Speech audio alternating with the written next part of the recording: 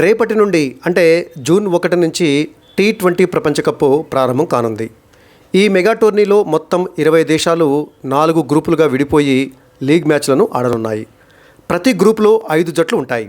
ప్రతి గ్రూపులో ఒక జట్టు ఆ గ్రూపులోని మిగతా 4 జట్లతోటి ఒక్కో మ్యాచ్ ఆడుతుంది లీగ్ దశలో. అంటే లీగ్ దశలో ప్రతి జట్టు 4 మ్యాచ్లు ఆడుతుందన్నమాట. ప్రతి గ్రూప్ నుండి టాప్ 2 స్థానాలలో నిలిచిన జట్లు సూపర్ 8కు అర్హత సాధిస్తాయి.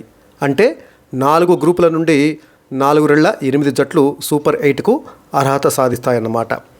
మొత్తం 20 జట్లలో 8 టీమ్స్ సూపర్ 8కి చేరితే మిగతా 12 టీమ్స్ ఇంటి ముఖం పడతాయి గ్రూప్ దశలో.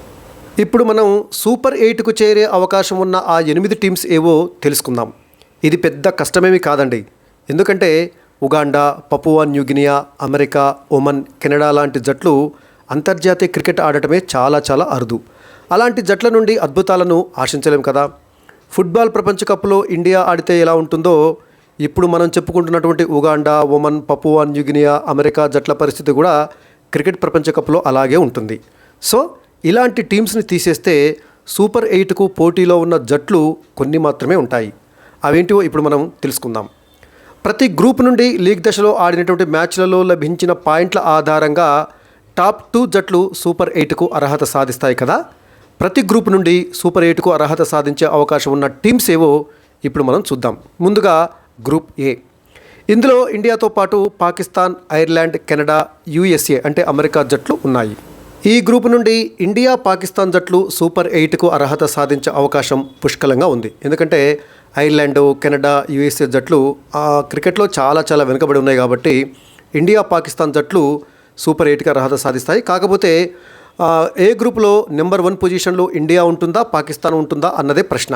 ఒకవేళ పాకిస్తాన్ మీద ఇండియా గెలిస్తే ఇండియా A1గా ఉంటుంది. ఒకవేళ ఇండియా మీద పాకిస్తాన్ గెలిస్తే అప్పుడు పాకిస్తాన్ A1గా ఉంటుంది, అప్పుడు ఇండియా A2గా ఉంటుంది. సో A1, A2 ఏ జట్లో నిర్ణయించుకోవాల్సిందే మిగిలింది. ఈ 2 జట్లు అయితే ఖచ్చితంగా సూపర్ 8కి అర్హత సాధిస్తాయి. ఐర్లాండ్, కెనడా, USA జట్లు ఏంటంటే ఐర్లాండ్ మీద అమెరికా గెలుస్తుందా, లేదా కెనడా మీద అమెరికా గెలుస్తుందా, అమెరికా మీద కెనడా గెలుస్తుందా అనేదే ఉత్కంఠ రేపుతుంది తప్పితే ఇండియా, పాకిస్తాన్ల మీద ఐర్లాండ్ కానీ, కెనడా కానీ, USA కానీ గెలిచేటటువంటి సత్తా అయితే లేదు. ఒకవేళ గెలిస్తే మాత్రము అది మహా అద్భుతమే అవుతుంది. సో గ్రూప్ ఏ నుంచి ఇండియా, పాకిస్తాన్ జట్లు సూపర్ 8కి అర్హత సాధిస్తాయని మనం కన్క్లూజన్కి రావచ్చు. ఇక గ్రూప్ బి. గ్రూప్ బిలో ఇంగ్లాండ్తో పాటుగా ఆస్ట్రేలియా, నమీబియా, స్కాట్లాండ్, ఒమన్ దేశాలు ఉన్నాయి. ఈ గ్రూప్ బి నుండి ప్రస్తుతం డిఫెండింగ్ ఛాంపియన్గా ఉన్నటువంటి ఇంగ్లాండ్, ఆ తర్వాత ఆస్ట్రేలియా, ఈ 2 చాలా బలమైన జట్లు కదా.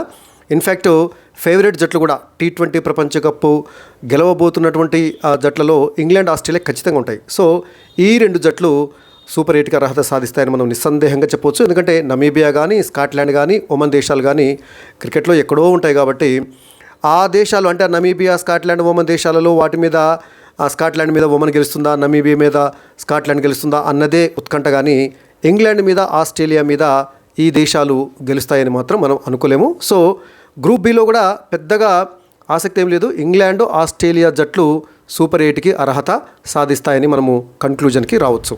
కాకపోతే గ్రూప్ బిలో ఫస్ట్ ప్లేస్లో, సెకండ్ ప్లేస్లో ఎవరు ఉంటారన్నదే ఆసక్తికరం. B1గా ఇంగ్లాండ్ ఉంటుందా, లేదా ఆస్ట్రేలియా ఉంటుందా? ఒకవేళ ఇంగ్లాండ్ మీద ఆస్ట్రేలియా గెలిస్తే ఆస్ట్రేలియా B1, అప్పుడు ఇంగ్లాండ్ B2 ఉంటుంది. ఒకవేళ ఇంగ్లాండే ఆస్ట్రేలియా మీద గెలిస్తే ఇంగ్లాండ్ B1, ఆస్ట్రేలియా B2గా ఉండేటటువంటి అవకాశం ఉంటుంది. ఇక గ్రూప్ సి. గ్రూప్ సిలో New Zealand, West Indies, Afghanistan, Uganda, Papua New Guinea దేశాలు ఉన్నాయి. ఇక్కడ కొంచెం క్లిష్టంగా ఉందండి. న్యూజిలాండ్ ఖచ్చితంగా సూపర్ 8కి అర్హత సాధిస్తుందని మనం చెప్పవచ్చు. కాకపోతే ఇక 2వ స్థానంలో వెస్టిండీసు, ఆఫ్ఘనిస్తాన్, ఈ 2 జట్లలో ఏది ఉంటుంది అన్నదే ప్రశ్న. ఎందుకంటే ఆఫ్ఘనిస్తాన్ జట్టు ఇటీవల అగ్రస్థాయి జట్లకు షాక్లు ఇస్తూ మరి మంచి ఘన విజయాలు సాధిస్తున్నటువంటి సంగతి మనకి తెలిసిందే. వెస్టిండీస్ జట్టును కూడా మనం తక్కువ అంచనా వేయలేము. ఈ మధ్యకాలంలో వెస్టిండీస్ ఆట తీరు నానాటికి తీసికట్టుగా ఉన్న T20 క్రికెట్లో మాత్రము వెస్టిండీస్ను మనం తక్కువగా అంచనా వేయలేము. సో గ్రూప్ సి నుండి 2వ స్థానం కోసం వెస్టిండీస్కు, ఆఫ్ఘనిస్తాన్ జట్ల మధ్య గట్టి పోటాపోటీ ఉంటుంది అని చెప్పవచ్చు. కాకపోతే ఏంటంటే వెస్టిండీస్కి కొంత ఎడ్జి ఉంటుంది. సో గ్రూప్ సి నుండి న్యూజిలాండ్ సూపర్ 8కు అర్హత సాధిస్తుంది. ఇక 2వ స్థానం కోసము వెస్టిండీస్ మీద ఆఫ్ఘనిస్తాన్ గెలిస్తే ఆఫ్ఘనిస్తాన్కి ఛాన్స్ ఉంటుంది. ఒకవేళ ఆఫ్ఘనిస్తాన్ మీద వెస్టిండీస్ గెలిస్తే వెస్టిండీస్కి ఛాన్స్ ఉంటుంది. ఆ మ్యాచ్ అత్యంత ఆసక్తికరంగా ఉండేటటువంటి అవకాశం ఉంటుంది. ఏది వెస్టిండీస్ ఆఫ్ఘనిస్తాన్ జట్ల మధ్య జరిగేటటువంటి లీగ్ మ్యాచే డిసైడ్ చేస్తుంది గ్రూప్ సి నుండి రెండవ స్థానంలో ఉండే జట్టు ఏది అనేది. కాకపోతే మనము వెస్టిండీస్కి 60% ఛాన్సు, ఆఫ్ఘనిస్తాన్కి 40% ఛాన్స్ ఉంది సూపర్ 8కి చేరటానికి అని మనం కంక్లూజన్ రావచ్చు. ఇక ఉగాండా, పపువా న్యూగినియా ఈ రెండు జట్లు కూడా గ్రూప్ దశ మ్యాచ్లు ముగిసిన తర్వాత ఇంటి ముఖం పట్టడం ఖాయం. అంటే గ్రూప్ సి నుంచి న్యూజిలాండ్ సూపర్ 8కు అర్హత సాధిస్తుందని మనం ఖచ్చితంగా చెప్పవచ్చు. ఇక రెండవ స్థానము వెస్టిండీస్ లేదా ఆఫ్ఘనిస్తాన్. వెస్టిండీస్కే ఎక్కువ ఎడ్జ్ ఉంటుంది, కొంత ఆఫ్ఘనిస్తాన్ కూడా ఛాన్స్ ఉందని మనము చెప్పవచ్చు. ఇక చివరిగా గ్రూప్ డి నుంచి. గ్రూప్ డిలో South Africa, Sri Lanka, Bangladesh, Netherlands మరియు నేపాల్ జట్లు ఉన్నాయి. ఇందులో గ్రూప్ డి నుంచి సౌత్ ఆఫ్రికా సూపర్ 8కి అర్హత సాధిస్తుందని చెప్పవచ్చు. ఇక గ్రూప్ డిలో కూడా శ్రీలంకకు, బంగ్లాదేశ్ జట్ల మధ్య పోటాపోటీ నెలకొని ఉంది. శ్రీలంక ఆట తీరి మధ్య కొంచెం నానాటికి తీసుకట్టుగా ఉంది. అదేవిధంగా బంగ్లాదేశ్ ఈ మధ్య సంచలన విజయాలు సాధిస్తుంది. కాబట్టి ఈ రెండు జట్ల మధ్య గ్రూప్ డి నుంచి సూపర్ 8కు అర్హత సాధించే అవకాశం కోసం ఈ రెండు జట్ల మధ్య పోటీ ఉంది.